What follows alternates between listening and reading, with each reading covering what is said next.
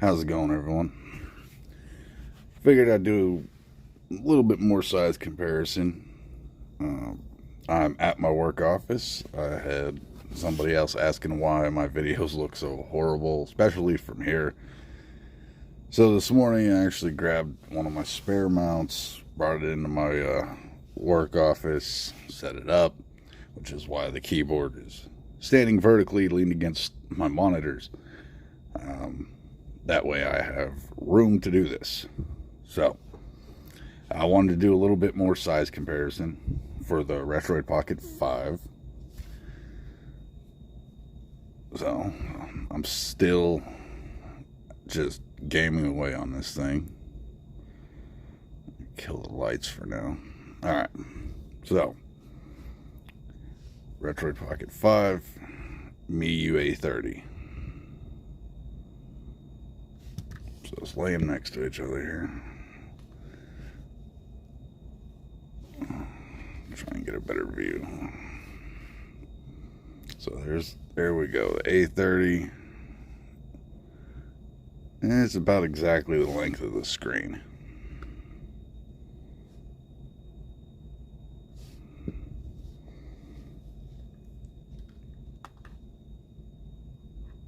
So it fits like right in that gap right there. There's your thickness comparison. They're pretty close. The A30 is pretty close to the thickness between the bump outs there. I'd say the A30 is just slightly thicker. So, and if you don't have an A30, Miu Mini, let's lay it that way.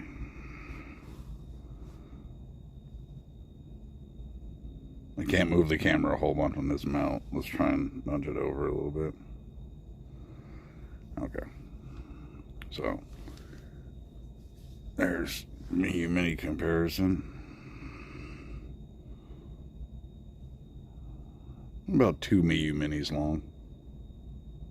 Maybe a hair longer than that. Let's see. Width-wise. There's the width of it.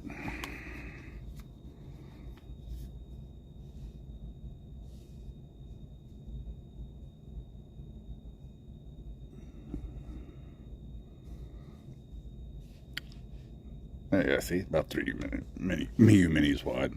And it's way bigger than a Game Boy, if you can't tell. So you put the old school Game Boy next to it, you know, get your DMG out. It's way bigger than a DMG.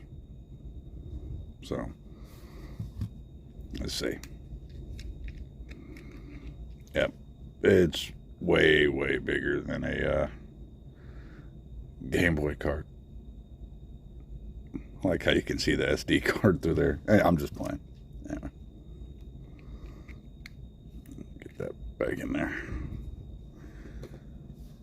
So yeah, that's a little more size comparison for you on how big it is.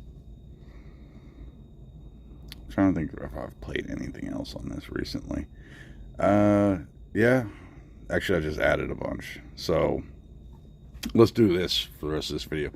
I just added a bunch to it, and I'm going to try and get used to having my hands in a certain position for this mount.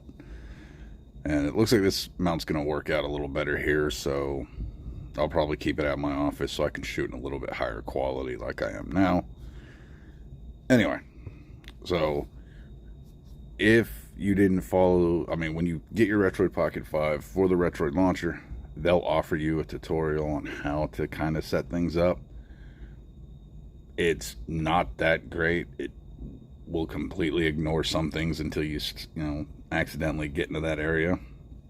Luckily, I've been doing this long enough. I just ran right through it.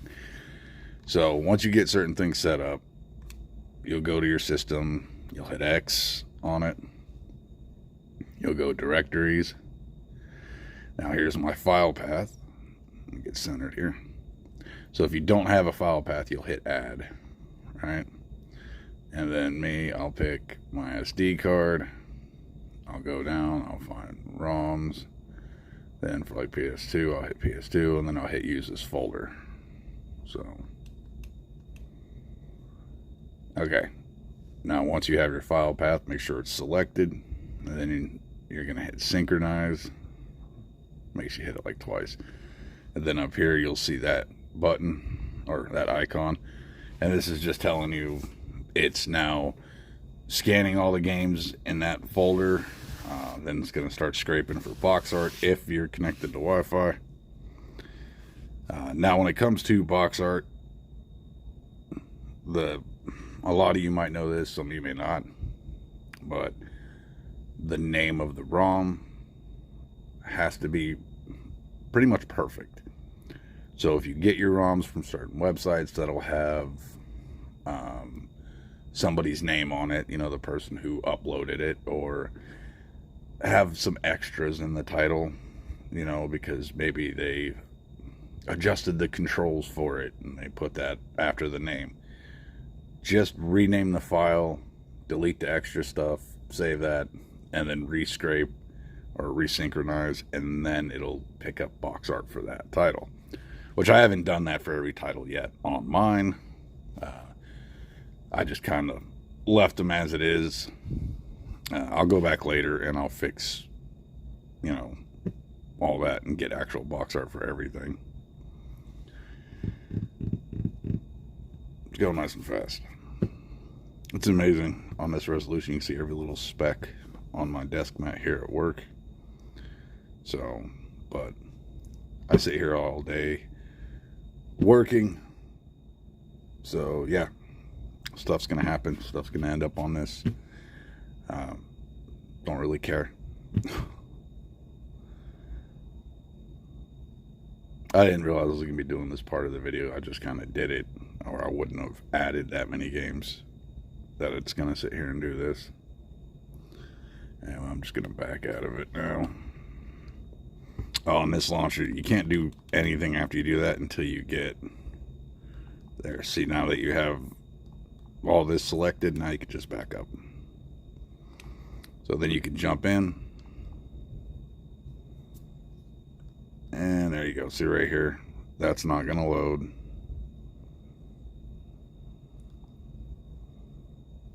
That's not going to load right. I'll have to erase some stuff off those titles. So that's how you do it for the retroid launcher. Yeah, there. Oh, that's right. Yeah. I keep thinking it's like Digi Show. I can just close it. Let me exit out. I'll show you how to do it in Digi Show real quick, since this is my go-to for almost every handheld. Digi Show is gonna be more or less the same thing. Oh, I'm already at the end. So there we go. It already shows some of it. So if you have Digi Show set up, you have all your platforms there. If you've added games, you can see, you'll hit path.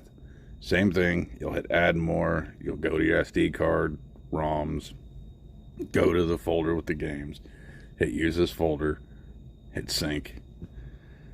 Digi Show just runs it right here, but it also showed me how many new games I now have. And now it's syncing and scraping for box art. Jump in. See, it picks up a little bit better than the retroid launcher.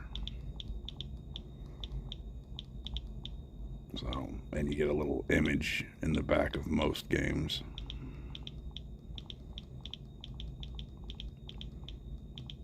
So, you know, do what you will. If you prefer the look of Digi Show over the retroid launcher, more power to you. I personally prefer Digi Show. I use it for everything. I'm used to it now. You know, you can go in, see even right here, compared to the retroid launcher, I actually, from this screen, have access to all my apps right now. So all my Android or Google Play games, they're all right here. I can launch them from here. I have all my different settings for Digi Show. And then widgets, all you got to do is set up your retro achievement account, which I have set up, I just haven't logged it in yet. And once I have retro achievements logged in, if I'm running a game through here, then I get achievements like Xbox, you know. So, not that, you know, that's make or break for anything, but it's a nice little add-on when you're playing a game on a device like this and it pops up and shows you got an achievement, or when you start a game it says you have this many achievements out of however many, and you can go to their website and kind of see where you stack up with everybody else. So I recommend doing it. I recommend going to Retro Achievements, getting an account, getting it set up. So especially if you have a handheld like this that you have this front end on. Now you can also go into your settings and make this your default. I'm not going to do that because I like playing around with it right now. But as this thing ages and I have to tweak things less and less, I will probably go in and set that as a default. So when I kick on the device, it goes right into that. But for now, I'm going to keep it here. Anyway, so that was the quick one this morning, guys. Oh, damn, I already opened in 2 minutes. Shit. Oh, I have a network outage. Great. Okay, well, I'm going to get to work because in the next, I don't know, 80 seconds, my office is going to be busy. The phone's going to blow up. Everybody's going to call me asking why their internet's not working. And I'm going to give them some lame-ass excuse and try and get them to believe that they did it. It's all their fault, not me. Everything's fine. I don't see that I have an outage. It's something you did. So, have you tried unplugging it and plugging it back in, turning it off and on again? All right. Well, I'm going to get to work. I'll catch you guys next time. If you want to see anything else with the Retroid Pocket 5, anything else I could do size comparison-wise, and I keep doing size comparisons because that was my hang-up with it. I wanted to know how big is it. It's really hard to tell, you know. So that's why I'm doing more and more of that. Because if you're on the fence, size matters. You're gonna be like, is it bigger than a Switch Lite? Is it smaller than a Switch Lite? It's smaller. Anyway, all right. I'll catch you guys on the next one. Later.